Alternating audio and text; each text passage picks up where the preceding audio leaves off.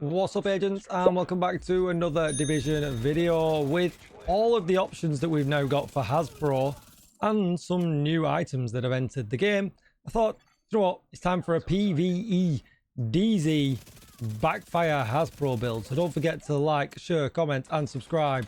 Let's get straight into it. So I've done a bazillion different variants of this thing to get to where I am now, and because I just wasn't sure, I'm not gonna lie, I kind of went back and forth on a few pieces that I really wanted to use, tried to make them work, and they just didn't work. And where we're at now kind of just works well, as you can see. Although I know we're in an easy landmark right now, it just works. We've always got plenty of armor. As long as we're killing, we always do all right, and there's nothing to worry about. We don't really have to worry about the toxicity or anything like that either. And we can run around and just do this all day, or join the exotic farming groups that are happening right now.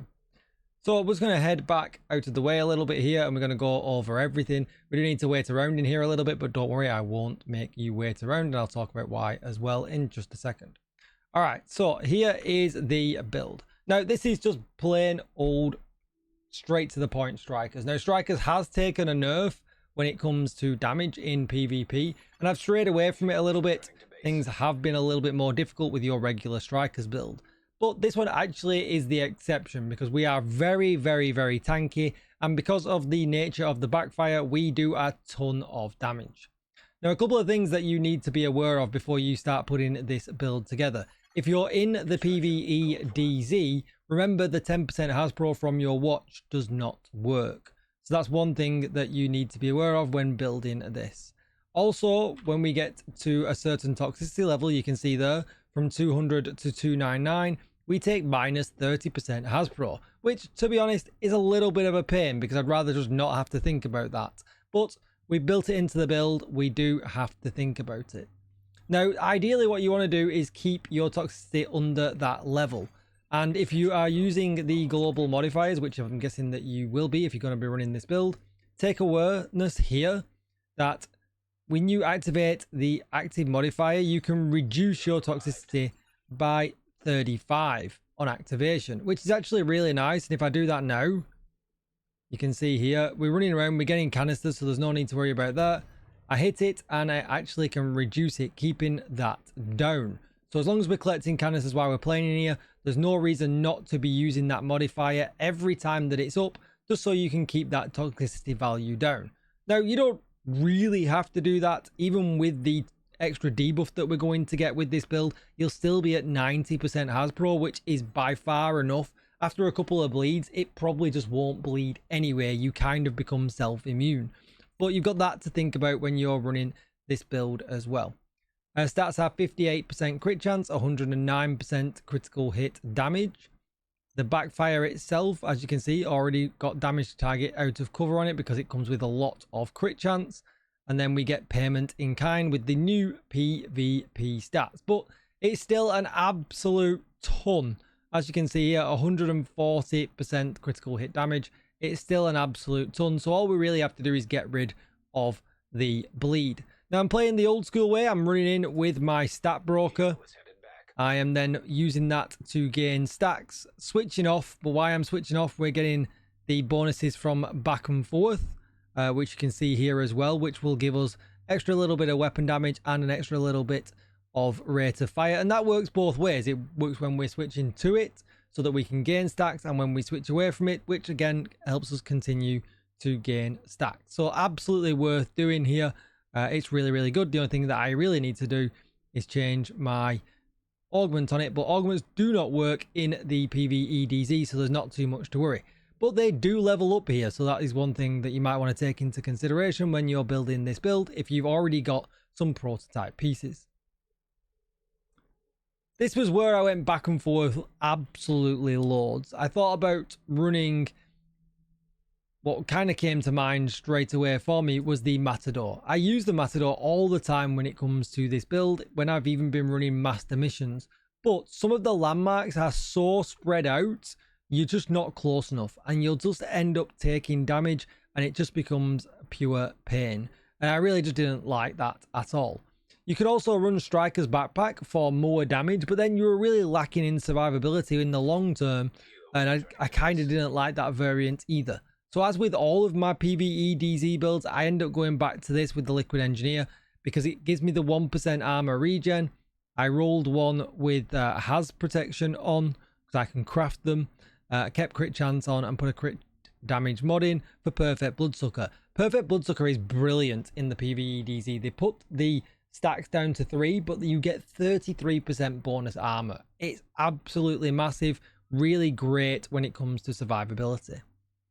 After that, on all 4 of your Strikers pieces, you can choose whether you want them to be armored or weapon damage. That's totally up to you, but you're going to need Hazpro on each one. So you can see on my mask I've got crit hit damage. On the chest, Hazpro and crit hit damage. For some reason it's bugged out and weird.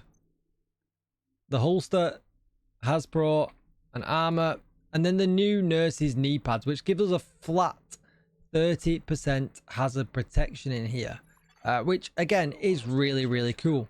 And if we flip over to the stats, you can see here that at this point now we have 120% Hazpro, and what's going to happen is when we get to that toxicity marker that we've got into the 200 to 299, we're going to take down 30% Hazpro from being within that debuff, and that's going to put us to 90.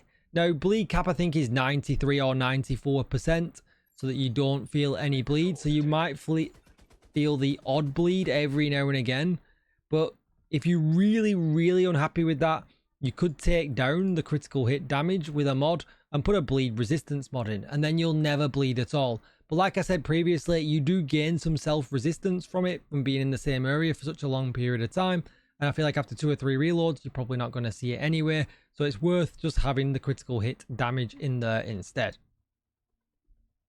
As far as skills go, I used the Banshee pulse, but feel free to use a shield. I have got my Reviver Hive in there, and more often than not that thing just dies in here as well, which is not great, but this is what I have been running.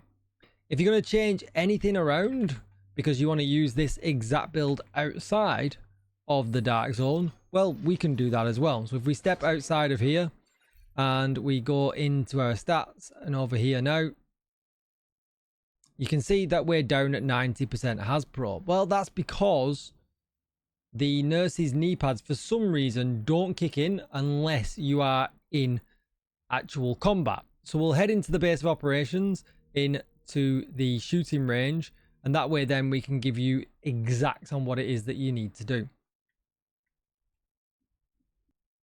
Okay, so now you see I'm back in the shooting range, and you can see we're all the way back up because our watch is now also applied, and we're at 130% Hazpro, which is great, but it means we can knock off almost 40% Hazpro off this build for extra damage values. And you've probably already got the pieces already, because as you can see here, we've got 40% here just in our 4 pieces of Strikers, which you could roll off really easy, because obviously these tend to come with red cores. So that is my advice on what you would roll out. Now that advice will be a little bit different, obviously, if you're putting in prototype pieces, and for instance if you've got 15% Hazpro with weapon damage, that's a way around that you could do this as well. But for me, I could just slot in 5 prototype pieces here now and essentially still be at 100% Hazpro. And obviously it wouldn't be fair of me not to show you that in place. There you go, you can see I have made this happen. But what's really good about this, as you can see here, I'm still at 90% Hazpro. I'm not worried about that very tiny little bit of bleed rather. But you can see I'm at 60% exactly on the crit chance, on 174% critical hit damage. Now if you really wanted to, you could swap one of the crit damage mods into the bleed mod and you will never bleed at all. But that is a lot of damage.